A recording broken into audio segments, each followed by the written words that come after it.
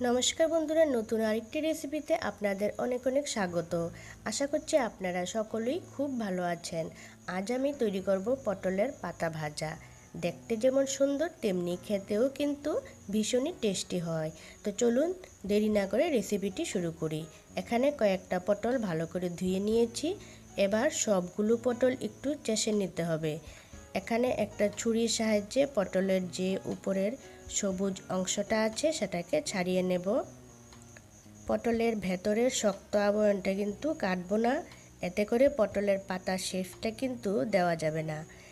এটা কিন্তু আপনারা ছুরির বদলে বটি দিয়েও করতে পারেন। এবার পটলের দুটো সাইড এরকমভাবে কেটে নিতে হবে। একই রকমভাবে বাকি পটলগুলো ছাড়িয়ে নেব। দেখুন সবগুলো পটলের সবুজ খোসাটা কিন্তু আমি ছাড়িয়ে নিয়েছি। এখন ছুরি কিংবা বটির সাহায্যে পটলগুলো পাতার ডিজাইন দিয়ে দেব।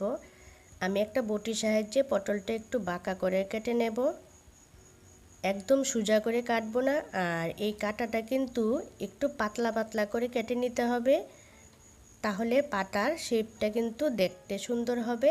আর আপনারা চাইলে কিন্তু এটা ছুরির সাহায্যেও কাটতে পারেন।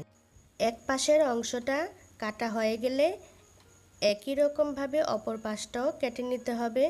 তবে খেয়াল রাখতে হবে পটলের মাঝখানটা যেন কাটা না পড়ে, তবে পটলের পাতা শেপটা কিন্তু ভালো আসবে না। একইভাবে সবগুলো পটল আমি কেটে নিয়েছি। দেখুন হাতের সাহায্যে চাপ দিয়ে ধরলেই কিন্তু পাতার শেপটা ভালোভাবে বোঝা যায়, আর এটা ভাজার পরে কিন্তু দেখতে আরও সুন্দর লাগবে। এবার পটলের মধ্যে দিয়ে দিচ্ছি সামান্য একটু হলুদ গুঁড়ো, সামান্য একটু লঙ্কার গুঁড়ো, আর দিচ্ছি স্বাদমতো লবণ। এবার সমস্ত মশলা পটলের সাথে ভালো করে মেখে নিতে হবে। আর এমনভাবে মাখতে হবে যাতে করে সব মশলা পটলের ভেতরে চলে যায়। ভালো করে মশলা মাখিয়ে 5 মিনিট রেখে দেব। এদিকে গ্যাসের ওভেনে একটা ফ্রাইং প্যান বসিয়েছি।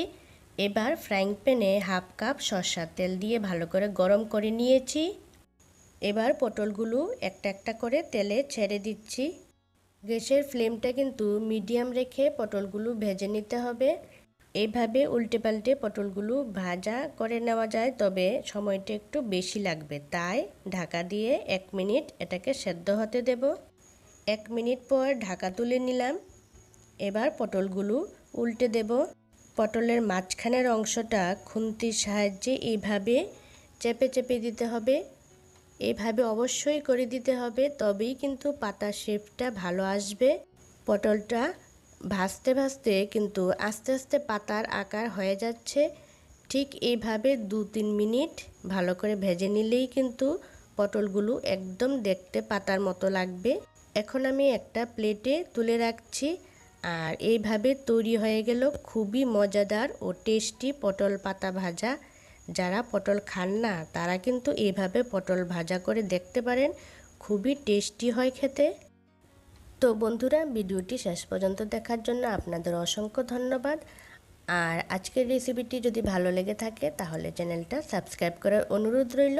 দেখা হচ্ছে নতুন আরেকটা ভিডিওতে। আপনারা সবাই ভালো থাকবেন, সুস্থ থাকবেন।